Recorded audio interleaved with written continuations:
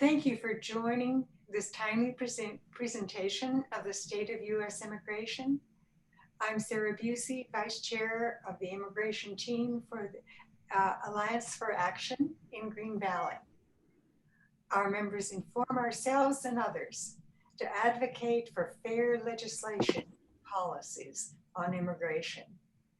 Our current focus is on families and children. I invite you to join us on Zoom every second and fourth Friday to hear knowledgeable guest speakers and learn more about U.S. immigration. Contact Gail Frantz for more information at gailbarbara@mac.com. Alyson Ball, chair of our team, has been involved with this issue for many years and has researched the latest developments closely. She's spoken to many groups around the country. Welcome, Alyson. Thank you. Great. Thanks so much for being with us today. What I'm going to do is pull up my presentation, and this is going to be about an hour-long presentation, and then we'll open it up for questions. But if you have questions, if you have questions that you'd like to ask, if you could put those in the chat, and then Sarah, if you wouldn't mind kind of monitoring the chat during the presentation, and then we'll take those questions at the end. Now, am I supposed to be able to screen share? Oh, you can now. Host disabled the screen share. Now you can. I've enabled it, so you can now. Okay, great. Thank you.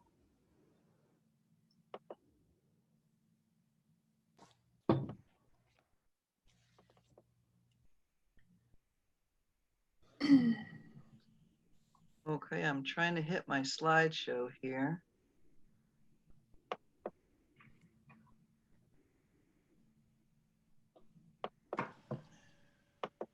Try this again.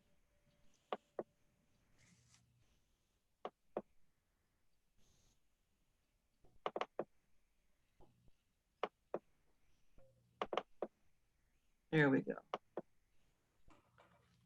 Now, can you see the first slide there? Yes. Okay, great.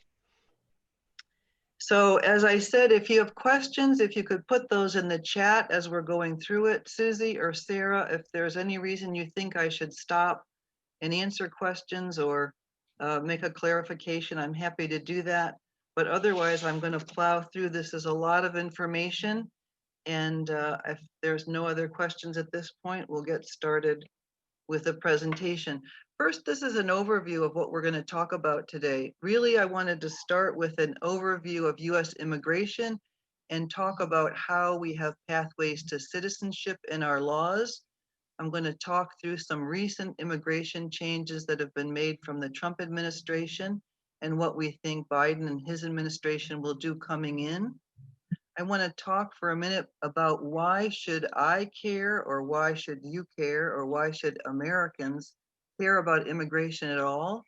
We're going to talk quickly about some American attitudes about immigration as depicted in some recent surveys, and then we're going to talk about some ways that you can get involved. This is really, we're going to back up and talk about what are the basic pathways to citizenship? What are the basic pathways in our laws?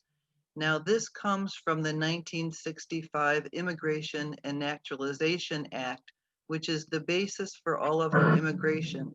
And in a typical year, not recently, and certainly not during COVID, we really bring in about 1 million people who become new citizens over time. Mostly the law says these are family-based people. These are immediate relatives of citizens first, and then other family-sponsored preferences. So the majority of the people that we bring into this country each year are based on family connections. We also bring in some folks that are employment-based. These are people with pathways to citizenship, 140,000 of those on average every year. But notice that little note that I've put in there. There is a category of visa called the H-1B. These are they're here temporarily. they're skilled workers, and there are over 500,000 H-1Bs that are in the law. They feed into some of these employment-based categories, but we have more people standing in line now than we can actually accommodate with our employment-based visas. And then we have humanitarian visas we'll talk about a lot, refugees, asylum seekers, and those special immigrant visas from Iraq and Afghanistan. So again, this is based on about 1,000-page law established in 1965. It hasn't been really adjusted very much since that time, and embedded in that law is about 180 different visas. 80 of those are pathways to citizenship, and they're summarized here. When we hear somebody say, "I'd like to have immigration reform," we're talking about changes to these basic laws. Most people agree that these laws that we have are too inflexible and too standardized year after year. And it might be useful to be more flexible within these categories as far as numbers based on the needs of our economy and the needs of the humanitarian needs that are out in the world. But right now, we're quite hampered by the law because we're given limits in certain categories. And the end result, as I said, is about 1 million new citizens that are the pathways to citizens every year. Now, over the last 4 years during the Trump administration, he has changed not the basic law, but he's changed processes and procedures related to the laws themselves, but also to how we handle immigrants in our country. And this is a list of the 8 different ways that I've found that he's made changes to the laws. Some of those you'll be familiar with. This is not a full list by any means, but it just gives you a sense of these different categories. You've probably heard of executive orders that Donald Trump has signed that have reduced over time the number of refugees, the refugee cap, the number of annual people that can come into the country every year. During Obama's time, we took 110,000 refugees in the year that he was leaving office, and this has been reduced over time to 15,000. You've heard of the travel ban, the 14 countries from which we prevent almost every person from coming either as a pathway to citizenship or as a temporary visa. And you've heard about DACA, the deferred action for childhood arrivals, those people who were brought here as young children with folks, and then they've lived their lives here and they're not citizens of the country, and there's no pathway to citizenship. So you'll remember that President Obama signed the executive order to create DACA, and President Trump signed an executive order to terminate DACA, which when it finally got to the Supreme Court upheld the ability of that original executive order to stay in place. And that's really where we are today. Now, embedded in that 1,000-page rule, it tells us how we need to make changes to different parts of the rule. Number 2 here is a Federal Register rule, and what that says is the government must file a change to the rule and then ask for public comment over a certain period of time, usually 60 to 90 days, and then they will decide whether they want to make changes to the couple examples of those. We've seen examples of attorney general decisions where the Jeff Sessions implemented a zero tolerance, which was a very invasive kind of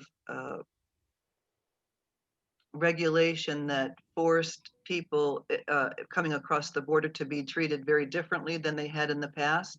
We've also seen an attorney general decision that dipped into the appeals court in the immigration court. So I'm not going to go through each of these, but you can see the wide range from discretionary authority choices that were made in ICE to personnel decisions that were made to budget decisions. As you know, the President Trump has taken defense budget money. Some $10 billion was taken by President Trump out of the defense budget to build the border wall. And also, we've even seen international agreements that are affecting our asylum on the southern border. Now, in addition, we've seen some immigration changes that were COVID related. And going back to our three main categories, in each of these categories, we've seen some reduction to immigration based on COVID issues. We've also seen during the COVID times immigration courts being closed. We've seen the USCIS offices closed in the government. Now, what these people do is they take all the applications and process them for temporary workers, DACA applications, as well as DACA refiles, temporary protected status, student visas. All these have been stopped because these offices have been closed. And of course, down at the southern border, we see the restriction of non-essential travel based on COVID. So all these changes have taken place during President Trump's tenure. Now, what do we expect Biden to do?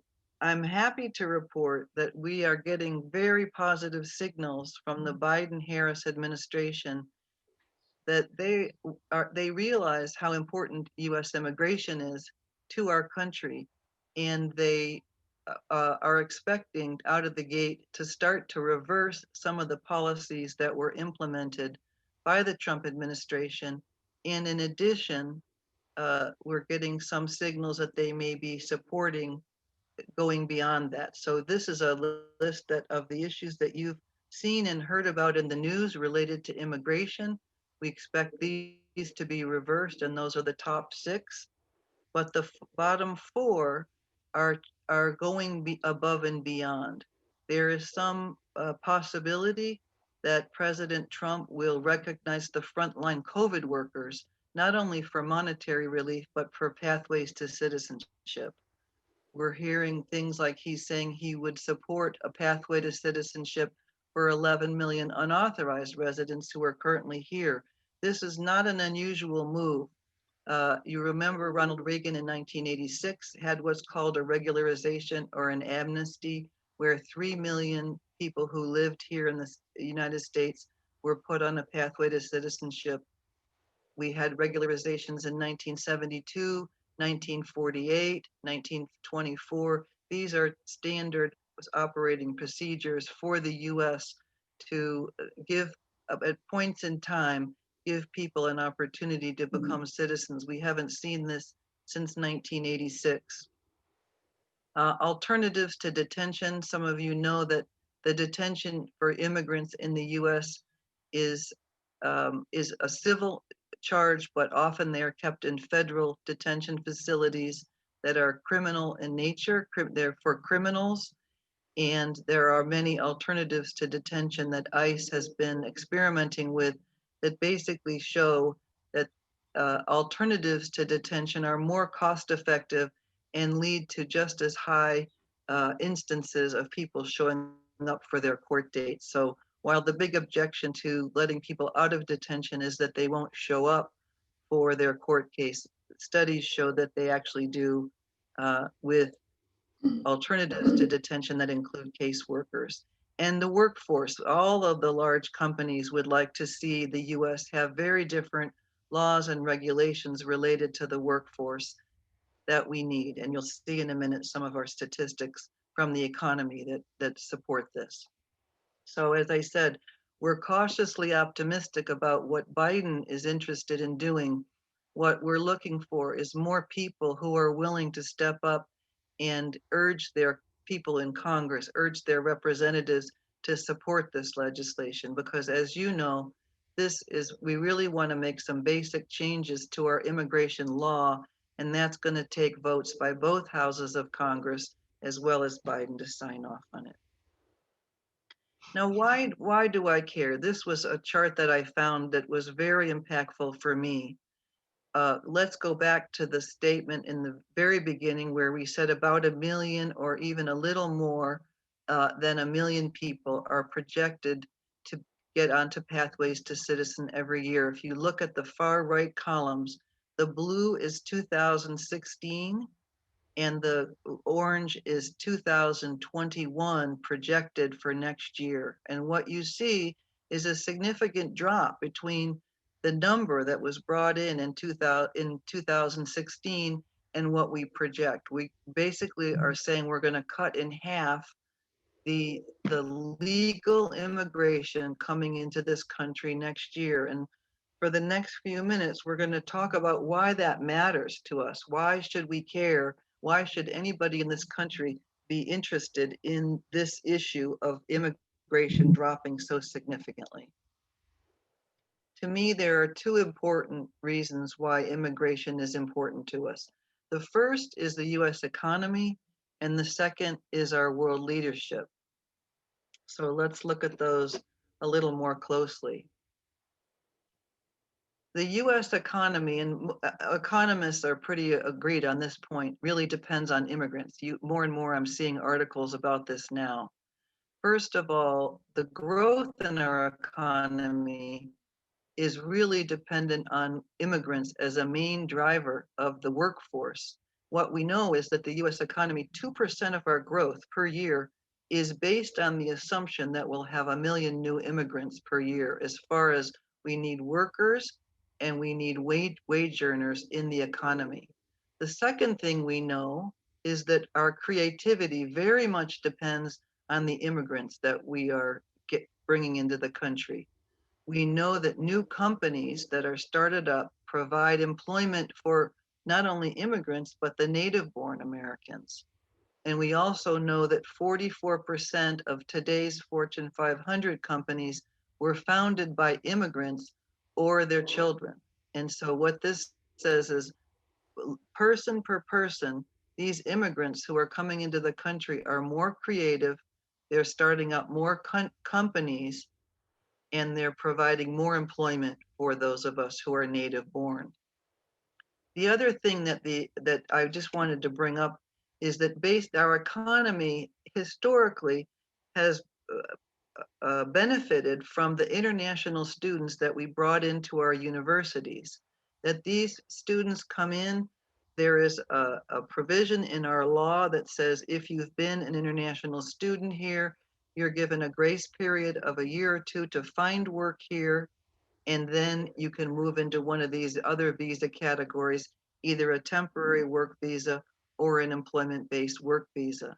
And we know that this is useful for our economy, again, for these reasons that we've stated above. But we also know that new student visa applications were down by 43% this past fall. Now, part of that is based on COVID. That is something we can't really control.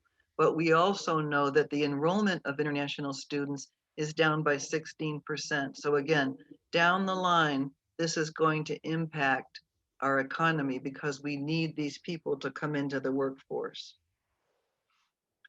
Now, we're going to talk a little bit about the COVID issue related to immigrants.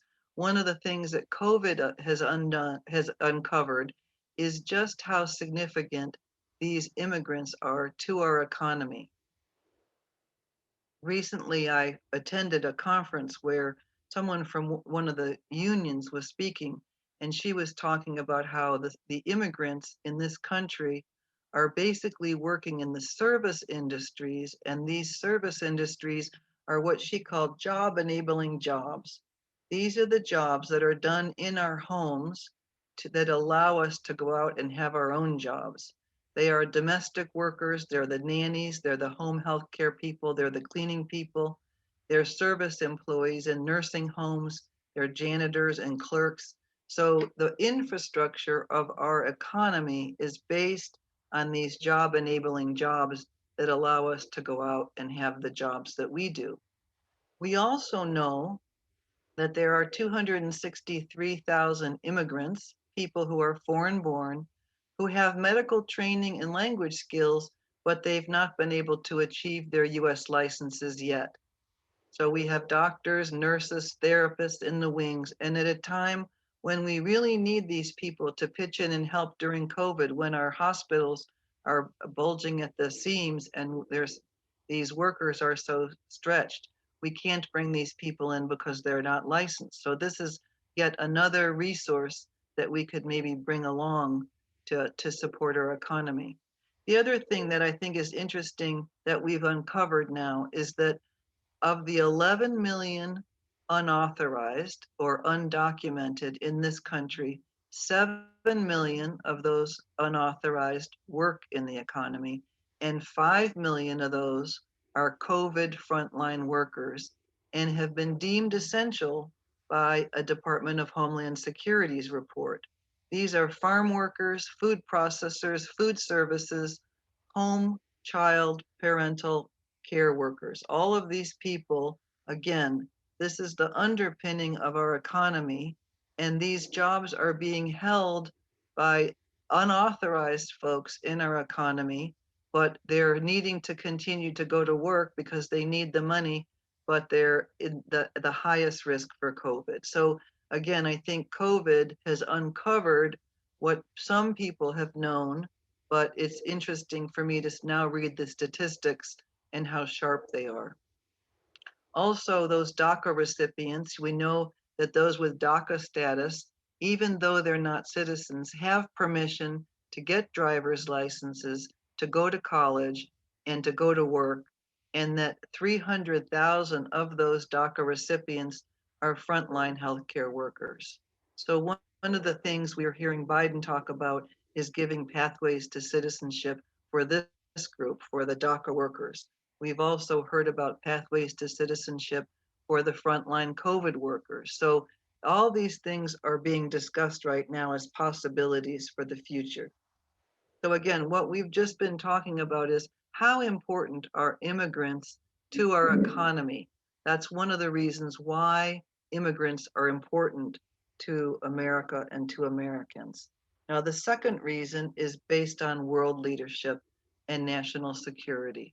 And all the reading that I've done says our world leadership and our national security really depends on how successful we are at engaging in diversity and having a diverse workforce and a diverse diplomatic corps and a view of the world that allows us to see the whole world as something that we're comfortable operating in.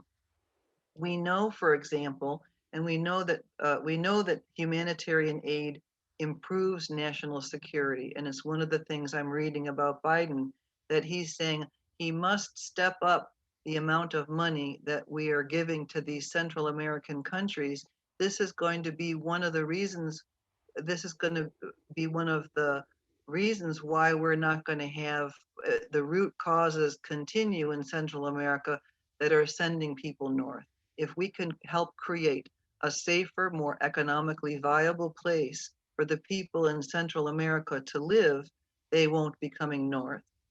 We also know that for forcibly displaced persons, now this applies to people who are the refugees who are living overseas.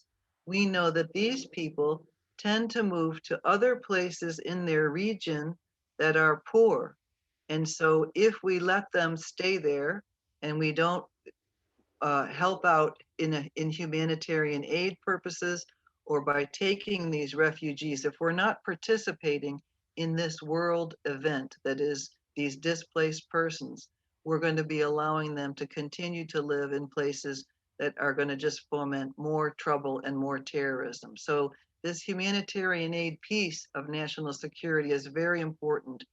And so we also know that any humanitarian programs that are locally led will be more successful, and we need to interact with them as well. Obviously, our diplomacy requires us to understand our cultural differences. The military is very much on board with this, that unless they can cultivate diverse teams and fully integrate the services, that we will not be as military ready as we need to. And of course, we want to encourage business and government to rely on diverse workforces. As you know, studies show that diverse teams find better solutions to things. If you have a diverse team working on something, the end result of that discussion, it may take longer because you have diverse opinions coming into that discussion. But at the end of the day, the diverse team will find better solutions and will help us maintain our global competitiveness. So this is the second reason why it's important for us to be concerned about immigration, the economy, and then this world leadership national security issue. But I'd like to stop and just talk to you about why immigration is important to me. And while I think intellectually that the economy and the national security issue is significant, I think there's another more important issue, and that is just the humanity of who we are and what we're doing. And I wanted to just take a moment and tell you about an immigrant that John and I have met here and some of my personal experiences with knowing him. This is a man named Ahmad who came from Iraq, and as you know, um, there are two countries from which we take special immigrant visa applications. These are people who've worked with the U.S. government. Ahmad worked for the USAID offices in Baghdad, Iraq during the war. And after that, because he had worked with us, his life and the life of his family members were in danger. And he was given the option to come to the US. So he came to Charlottesville and he resettled in Charlottesville.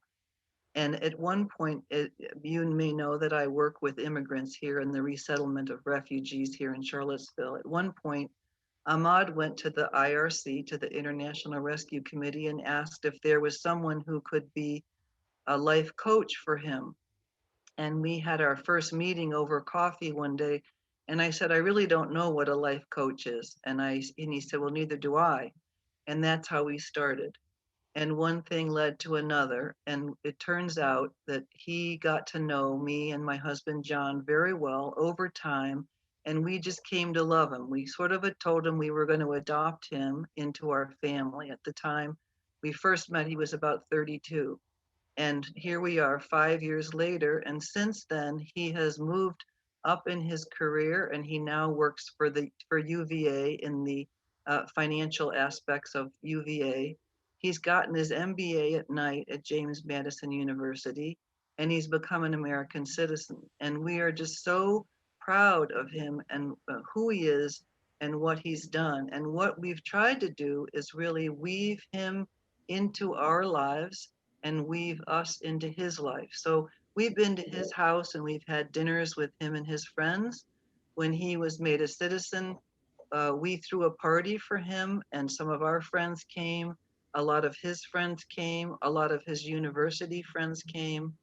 And we ended up flying not just the American flag that day in front of our house, but the Iraqi flag. And some of his friends came to the party and said, I don't understand, Ahmad, do you live here? Do you live in this house? And Ahmad said, no, I don't live here. This is the Ball's house. And they said, well, why is the Iraqi flag flying there? And he said, they're just flying that flag to make you feel welcome. And so our friends know that we just love Ahmad dearly and that we would do anything for him. But to me, this is the common humanity that we need to promote now among not just with the Native Americans, or uh, native born Americans, but with all folks who are here, to not just resettle them, but to integrate them and to make them feel secure and welcome as much as we can. I've listed a couple resources at the bottom of this page I'd like to just point out. One is the Modus Theater in Colorado, and they do wonderful uh, monologues. They have people write about their experiences as undocumented or unauthorized people. They get famous people to read these monologues, and it's quite moving. But I highly recommend, if you're involved in at the local level, integrating immigrants or wanting to do this kind of work, check out Modus Theater. Also in Washington is the American Immigration Council. They've just started out a wonderful Center for Inclusion and Belonging that is very impressive. Wendy Felice has started that organization, and it's just a very interesting work that's being done now in this area. And the other third one I didn't write down here, but I'll just mention is an organization. Last week, some of us attended a Zoom meeting with 6,000 people, and that group is called Braver Angels. And this is a group that works at the local level, trying to put together people of different political persuasions so they can talk about what they have in common and some of their differences. And I think, again, what we're hearing is this is something that this country needs in order to heal. So I'm going to just turn now and just tell you a little bit more about what the surveys show about what Americans think. I've had to really type these up exactly as the question was written so you get a sense, but this first page is all based on a Pew Research Center study from 2019. 62% of Americans agree that people from all over the world is essential to who we are as a nation. 62% agree with that, but we have a big difference between Republicans and Democrats. Same for that next question. 33% think if America is too open to people from all over the world, we risk losing our identity as a nation. So just be aware as you're talking to your friends and you're talking to people who don't think like you, that they may have a difference of opinion about these issues. Interestingly, 73% of us think that admitting refugees is very or somewhat important to our goal. It's very important to who we are. And that was very interesting news to me. I didn't expect that that opinion would be so positive. Also, 77% of the American public understand that undocumented immigrants mostly fill jobs that US citizens don't want. Again, if you hear people talk or sometimes you read the literature, this is not what's being espoused in the literature. And this last one is from the Pew Research, and then we go into a couple other studies. 67% agree it is very or somewhat important to establish a way for most immigrants in the country illegally to remain here legally. What this says, and in fact, the person that mentioned this study said this percentage has not really changed much over time. 2/3 of us agree it is very or somewhat important to allow the people who are already here to remain here legally. So this says 2/3 of us are already favorably disposed to this pathway to citizenship for the 11 million unauthorized who are here, which is quite a shock to me. I didn't really think that that's what the surveys would say. Now, in a recent study, 33% say immigration is a critical issue. This is down from a higher level from 2019. Again, this is a prioritization of issues. Probably this year, COVID and healthcare and health and the economy has popped up much higher. So even though we agree that people who are here without the proper papers ought to be allowed to remain here, we don't think it's a critical issue as a country. This last one I'd like to delve into, 42% say immigrants have a higher crime rate than Americans. This one was disturbing to me, and in my studies, I have often been looking for, is this true or is this not true? What are the facts behind this opinion? This is the first set of facts I found that I really have loved. Let's look at, this is combining all crime rates from Texas, 2012 to 2018. We're going to say this is a rate per 100,000. So for example, let's look at just that violent crime rate. That says about 200,000 people per 100,000 have committed violent crimes of the US born citizens, that orange. Violent less by the legal immigrants, those people who've come here and they're on their pathway to citizenship, or they've become citizens, but they weren't US born. And then the green, always the smallest in every case, you'll notice, are the unauthorized or the undocumented, those without papers. So what you see is an example. There are very few studies that show the difference between native born versus legal immigrants versus unauthorized. And now what you see in this example is that in every case, the unauthorized or the undocumented have the lowest crime rates of any category. So that's just kind of an interesting statistic. So what can you do? I'd love to think that everybody on this call really is probably already doing something related to immigration, which is terrific. But if you're not, or if you'd like to do more, I think the first thing is really to stay educated. I was literally on taking notes this morning from a couple of these newsletters from the National Immigration Forum, and I can recommend both of these national newsletters if you're interested in continuing to learn more. There are many others, but those are the two that I would recommend. So, most of us who really are following the immigration issue take this Ali Noorani's notes, comes out daily from the National Immigration Forum. Of course, there's all kinds of organizations locally, wherever you live, as well as nationally, who would love to take donations from you, either monetary donations or in-kind donations. Then we have the Activate group.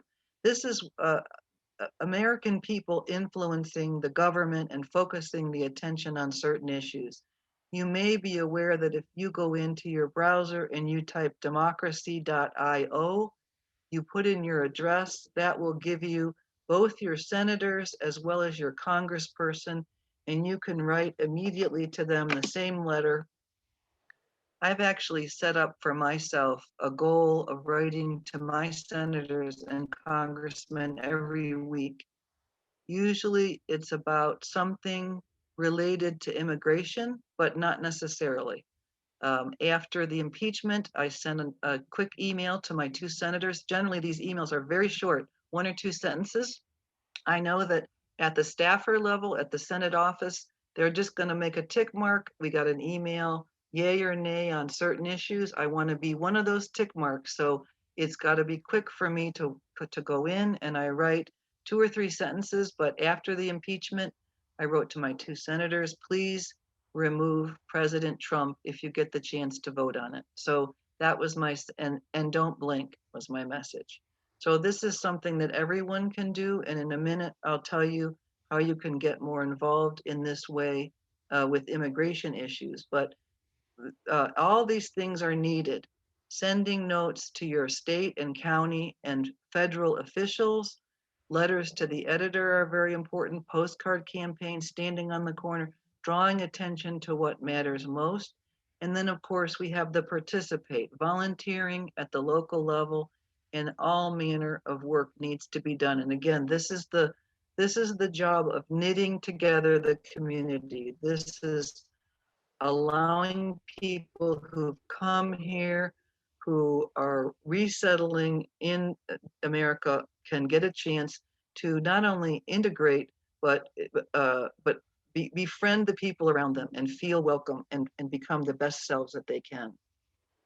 I'll just make a few more comments and appeals, and then we'll open it up to questions and answers. If you're interested at all and have the time to become an immigration policy activist, which takes about half an hour a month, not very much time, we'd love to have you join the Alliance for Action Immigration Action Team email list.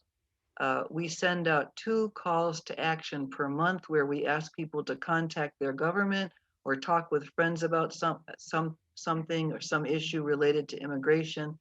And to get on that list, you just need to send an email to Gail Frank, who's this is her email, Gail Barbara @mac.com. Also, I'm highlighting the Green Valley Sarita Samaritans. They're an organization, as you know, in Green Valley that does a great job providing support for those people who are coming across the desert. They're trying to reduce the number of deaths in the desert. leaving water and support, but they do a terrific job. If you donate money to them, you can designate to different activities, and they follow through time. Where is the highest need? Is it in Mexico? Is it in Tucson? Is it somewhere within the US near the border? Where are the migrants and where are the shelters that need the money today? And in the work, I've been doing the work at the border for about 4 years now, and this has really moved around. So it's important to have this small group of people who are trying to figure out where is the highest need. I put one last resource there for you. The Progressive Democrats have put together a list of what's called the Roadmap to Freedom. This is really their position. If you're looking for a very thorough position statement about what you'd like Biden to do, if you'd like to read it, then just Google that Roadmap to Freedom Progressive Democrats, and you'll be able to pull that up and read it. And also, we have a paper at the Alliance for Action Immigration Action Team. If you go on our website, you can find, really it's just a 2-page, a quick look. What would we like to have Biden do in the next 100 days? So hopefully we'll be seeing some of you at our meetings. We have 2 meetings a month on the 2nd and 4th Friday, and you're all welcome to attend or just get on our mailing list and take our calls to action.